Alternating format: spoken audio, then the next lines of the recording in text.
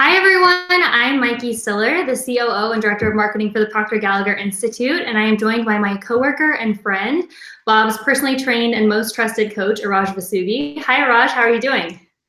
Hey, great, Mike. How are you? I'm doing great. I'm so excited for this webinar. And if you've been following us for long, you know that Iraj and I usually do a webinar following up on our events. And our last event about a week and a half ago was Paradigm Shift. So we're going to be talking a lot about paradigms. If you weren't at the event, no worries. We'll catch you up. We're going to go over all kinds of things. And if you want to join us for the next Paradigm Shift, go to our website after this call and you can get early bird pricing through Monday. So, Iraj, to get us started, can you just tell us all what a paradigm is? Let's start at the very basics. Sure. So I think Bob describes paradigms better than anyone I've ever studied. And a paradigm is a multitude of habits stored in a section of our subconscious mind. And our paradigms impact so many things in our life. It's a primary cause of our results. It impacts our ability to earn money, our productivity, our effectiveness, and many other things. You know, and Bob explained it to me the best. He says, if you want to change your results, you have to change your paradigm. And if you don't change your paradigm, your results won't change. So he really emphasized to me the importance of what a paradigm was. Thanks, Iraj. And then, of course, the importance of shifting a paradigm, especially a negative paradigm. And can you just bring us into that a little bit? Sure. There's two ways we can change a paradigm. One is through spaced repetition and elite level coaching. And that is the best way, the most effective way. The second way is an emotional impact. An emotional impact is like a jolt to our system. Like I always tell my clients, like 9/11 is a great example of an emotional impact, but especially to the people who lived it in New York City. You know, it could be a loss of a loved one. It could be a health scare. It could be a divorce. These are things that are good examples, a loss of a job.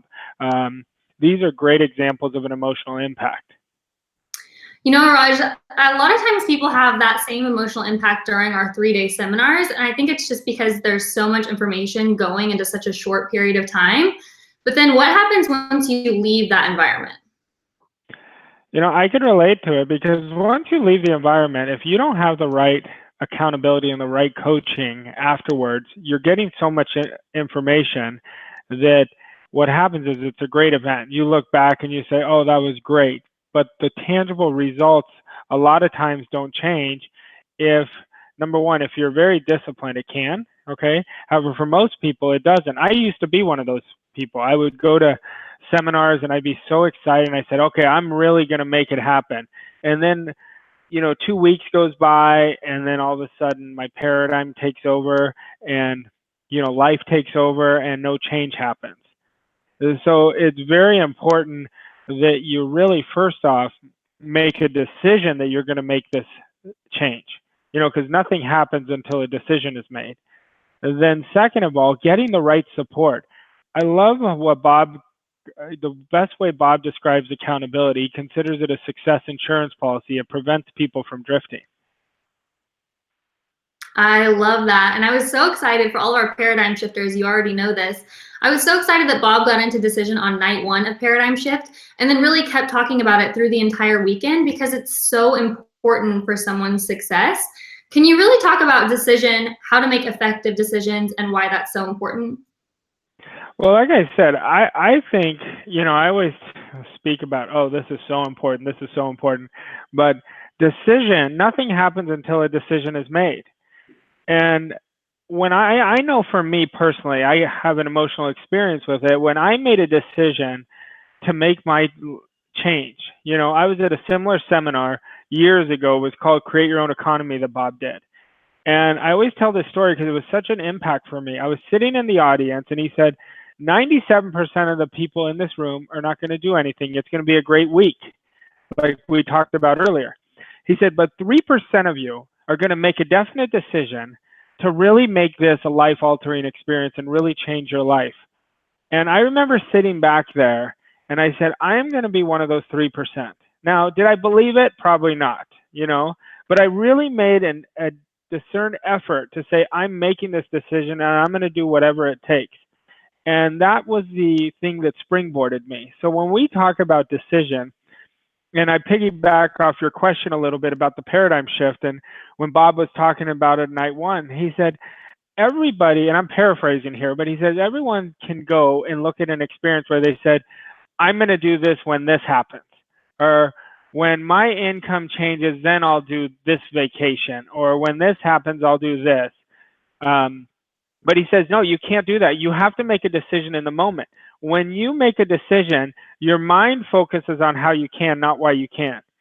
And I spoke about it when we were on stage together, and I said, the best thing you can do, anyone sitting in this audience, is make a decision right now for yourself that you're not going to go backwards. You're only going to go forwards. I love that. I love the example that Bob uses from time to time about when you decide that you're going to start waking up early. And so maybe you're thinking about it all day long, like, oh, tomorrow, I'm going to start waking up at 5 a.m. and it's going to be great. I'm going to get all of these things done. And then right before you go to bed, you think, I'm just so tired. I'm probably going to sleep in tomorrow. And it's that letting the outside circumstances really choose your decisions for you. And that's like you made a consideration, but not a committed decision. Do you want to talk about that just briefly before we move on? Yeah, I mean, a committed decision, I love how you said about the outside circumstances as well, but a committed decision is you're doing this no matter what. You're not giving an out. You're saying, I'm doing this. And in the beginning, it's going to be hard. We're dealing with paradigms. We're dealing with habits here. And so it's going to be hard in the beginning. It gets all messy in the middle, and it's amazing in the end of any change. And any of us can look back at any change we made, whether we, quote unquote, think it's big or small. The change always comes with a committed decision. It doesn't come just say, I'm wishing and hoping that I'll do this. It is an absolute committed decision. We're doing it. Now, if we continue, I don't care who it is, if it's me, Mike, or if it's you, if we let our present circumstances control our thinking, we're never going to make change. We have to commit to rising above where our present circumstances are and think from our desire. When we operate from our desire of what the why is to making the change, that's what's going to get us out of bed at 5 in the morning.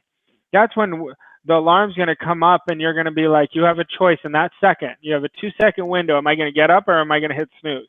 But if your why is big enough, everything will change. I love that. You have great habits. Speaking of habits, I mentioned that you are Bob and Sandy's most trusted coach. You are an incredible student, and I can't remember a time that Bob or Sandy has ever given you a suggestion and you've not followed it. And so I'd like to know some of your habits. Let us know, how do you start your day, for example? Okay, sure. So first thing I do is gratitude before I even get out of bed.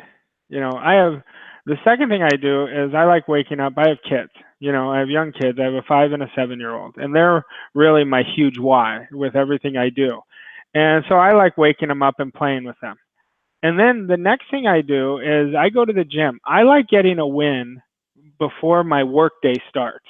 And so I go to the gym. I have a personal trainer that I hired that I've had for years, and I want to get a win because I know if I start my day with a win, I'm already creating momentum in my day. And that is a habit that I created several years ago. Then I work on what we talked about at the event, auto-suggestion, which is giving yourself a suggestion over and over again of the person you want to become or a goal you want to achieve. So I'll do that for 5 minutes a day.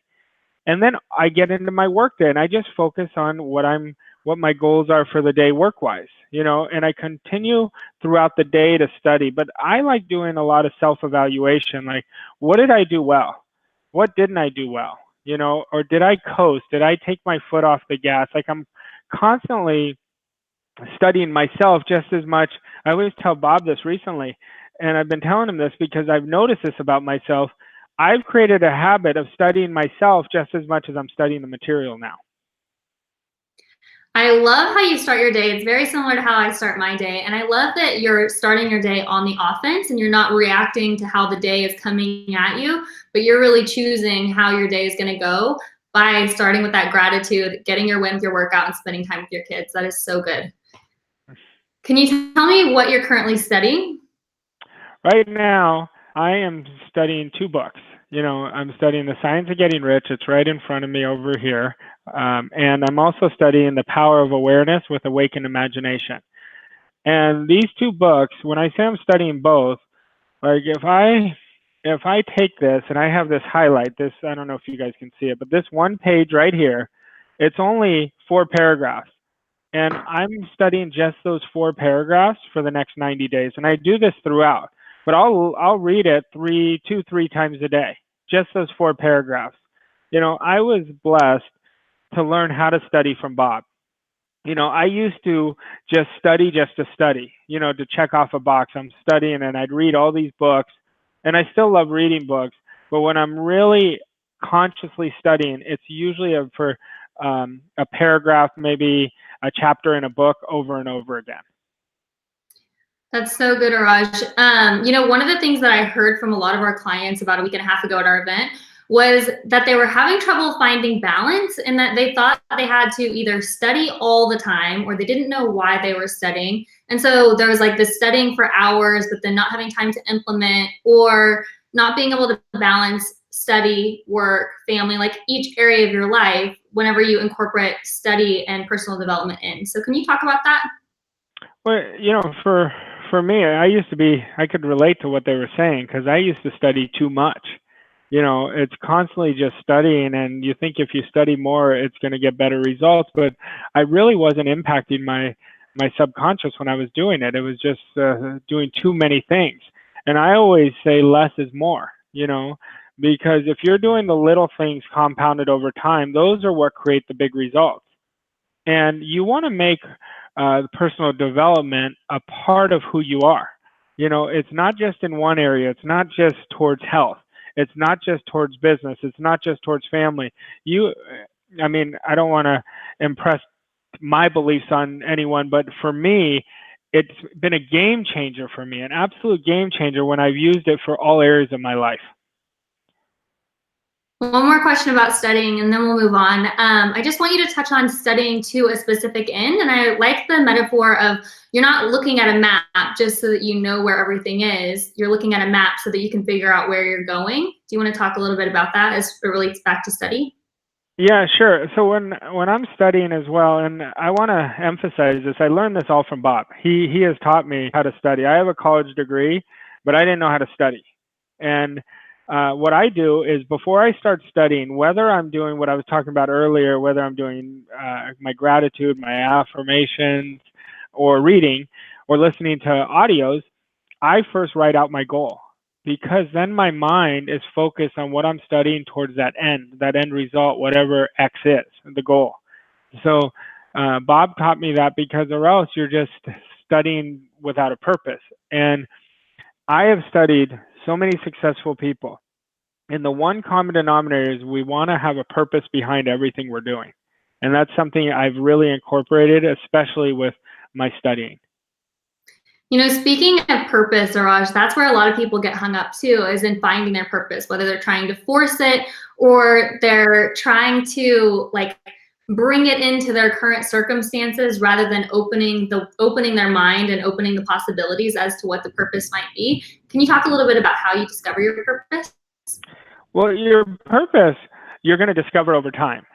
Some people may discover it today. Some people, it may take 6 months. I always tell my clients, don't be so concerned about your purpose. It will find you. Your purpose is something you discover over time. But if you're doing the right things in the right order, meaning doing daily things that are working towards your goals, your purpose is going to find you. And it may be from somebody else telling you, you should be doing this, or it'll come from somewhere. It will find you, I promise you. Thanks, Raj. Now, you and I really understand the importance of accountability and coaching, but there was a time when I did not understand, and I really thought that I could get there on my own. And so I'd love for you to talk about the importance of accountability and coaching, and how it can really speed up your results. It's interesting. I'll tell you this. Coaching to me changed my life, and in effect, I've been able to help a lot of people improve their lives. So it's had such a ripple effect on so many people. And I remember when I was studying this first, before I had met Bob, I didn't know where you could find a coach. I would read these books and it said, find a mentor. And I'm like, where are these people? And then when I got mentors, mentored by Bob, he said, if you'll do exactly what I tell you, not half, not three-fourths, everything will change. And I said, will this really work? And he said, until you find out that I'm a liar or I don't know what I'm talking about. And he said, the best thing you could do is follow somebody who's already been there. And I'll never forget it. He had so much confidence in teaching me the importance of mentorship because he said, you don't need to know how to do it. You just need to know that I can show you how. And it was almost like a weight was lifted off my shoulder because I wasn't having to, do it on my own. And I think that's where coaching is. So if you study the most successful people, I mean, it could be Olympic athletes in general, actresses, entrepreneurs. If you study anybody in any walk of life, the one common denominator is mentorship. Thanks, Raj. And I feel like coaching and discipline really go hand in hand, and then discipline and action go hand in hand. And so when a lot of us hear the word discipline, I feel like we probably cringe because it doesn't sound really exciting or fun. But then as we take action on our discipline, it feeds the discipline and we get more and more disciplined as we continue taking action. But I'd love to hear your take on discipline and how it relates back to coaching and why it's so important. Well, discipline, I was not a very disciplined person 10 years ago. I would start, stop. That was my paradigm, And Bob told me discipline is giving yourself a command and following it. And you cannot create any type of success without being disciplined. So he gave me, we were talking about the why earlier. He gave me the why and implanted that in my mind, okay? But the one thing about discipline is discipline starts one day at a time. Like Don Shula, the former coach of the Dolphins, has a great quote where he says, it's the start that stops most people. Well, if you relate that back to discipline, we don't all of a sudden get disciplined. It starts today. Then you do it again tomorrow. Then you do it again the next day. I always tell my clients, I said, instead of thinking, oh, I'm going to be disciplined now, say, just for today, I'm going to do this, whatever X is. I'm going to do X. And then tomorrow, wake up and say, just for today, I'm going to do X. So it's not so overwhelming. See, when you get the right mentorship, I'm answering your question kind of in a long way, but when you get the right mentorship, the best thing you get is direction. And I've said this on many of our times together, Mike. Bob taught me when I was struggling, he said, the only thing people are missing is the right direction. And I believe when you get the right direction, that's when you take off. I totally agree. Raj, I've got a couple of questions for the chat here that I want to ask you. This first one I love, and that is, how do I have faith? The best way that I could tell you is just believe. It starts once again, when we were talking about discipline, it starts with a choice. You just got to believe, and you'll always know the truth though. The truth always resonates with the essence of who we are, right in our heart. You're going to know whether something you should have faith in or not. But we have to get out of our comfort zone. And it's a great question. I was answering this question in a different way at our Paradigm Shift event. And I was telling the audience, and I said, nothing great happens inside your comfort zone, okay? And if we relate it to faith here, okay, with faith, you have to get out of your comfort zone. And when we do it, think about a time in your life that something amazing happened. And I guarantee whoever is listening to this or watching this, it did not happen inside their comfort zone. So I would tell you, go out on faith because you will be rewarded. I love that. I also love how Bob always talks about letting yourself believe, letting yourself accept the idea. You talk a lot about accepting ideas too, Raj. Just let yourself accept the idea, and that's it. Don't fight yourself on it. Do you want to talk about that at all? I'll tell you a story just based on that. About, I don't know, maybe it's been 4 years now. I was sharing something with Bob, and he was congratulating me on something. And you got to be very careful what you tell Bob because he catches every single word.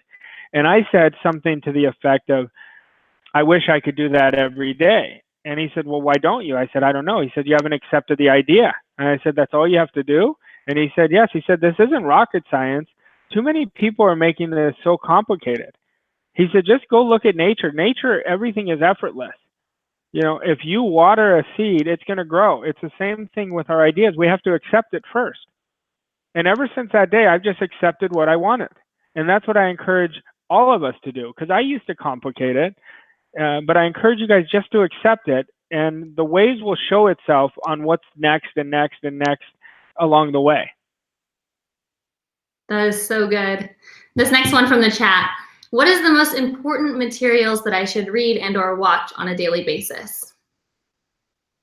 That's a tough question, because it's a good question and a tough question, because it matters what you're working on wanting to achieve. I think the best thing you could do is go on our website, because we have so many great resources. You could go on YouTube. You could talk with one of our coaches so we can really help you to understand from where you are to where you want to go. But there's so many wonderful things. In terms of reading, my favorite book is The Science of Getting Rich by Wallace Wattles. That's what I studied from. I've been studying it for now 13 years. So that's my favorite. I think you can get so much out of it.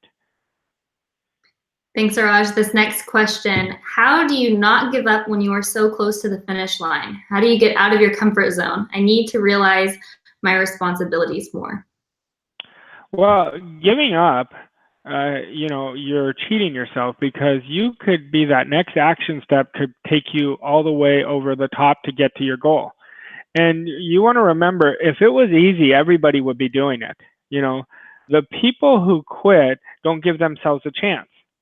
That's why in Think and Grow Rich, Napoleon Hill talks about winners never quit, and whatever business you're in or whatever goal you're going towards, to achieve it, it has to be worthwhile. So if it was too easy, it's not going to be that fulfilling. So I would recommend you remember your why you're doing it. And if your why is stronger than your why not, you will not quit. I love that. That's so good. Coming back to paradigm shift, this last paradigm shift was our 7th or 8th paradigm shift. I can't remember off the top of my head, and I totally should. But what was your biggest takeaway from this weekend? My biggest takeaway, I was telling Bob this, I actually thought it was our best paradigm shift, personally. And Bob said, well, it should have been, because the more we do it, the better we're going to get at it. And it's true. But I think the biggest thing that I took away, and I've studied this part so carefully, is just understanding there's two things. Number one, how important decision is, because we can't allow our present results to control us. That's what we were talking about earlier, because if we let our present results control us, we can never create more. And really getting us to understand how important paradigms really are. I know our audience is very well educated, and I'll talk to a lot of them, and they'll say, no, I know what a paradigm is. Then I continue to talk to them. I said, with all due respect, you don't. And it reminds me what Bob told me. He says, you don't know this, you know about it, because all I have to do is look at your results.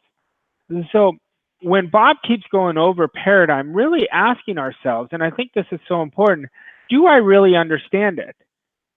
Or am I intellectually understanding it? Because there's a difference. Because remember, if we go back to the beginning, what a paradigm is, it is the primary cause of our results. And in order to change whatever we want to change, we first have to change that paradigm. So I would say understanding the importance of how to make a paradigm shift. That's so good, Raj. And I really want to break this down further, because a lot of times we don't realize when we're letting our paradigms control our decision making.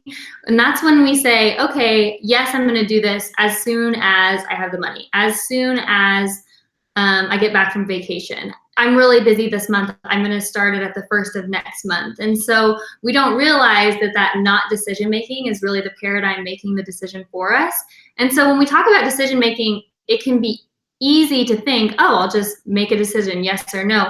And then once the decision comes up, it's not that black and white. So how do you make a decision before you're ready? How do you make sure that you're taking control of your decision making and not the paradigm? I think the most important thing is to let our instinct take over, not our logic. Logic is where people get stuck in their paradigm. Even if we tell somebody, read the same thing like what I'm doing right now, read 4 paragraphs a few times a day for 90 days. It makes no sense, but what we have to do is let our instinct and our gut take over, because when you make a decision, Bob said it wonderfully at the paradigm shift. When you make a decision, that's when everything starts going. And Emerson says, when you make a committed decision, the universe conspires on your behalf to make it a reality. All these things on decision isn't by accident.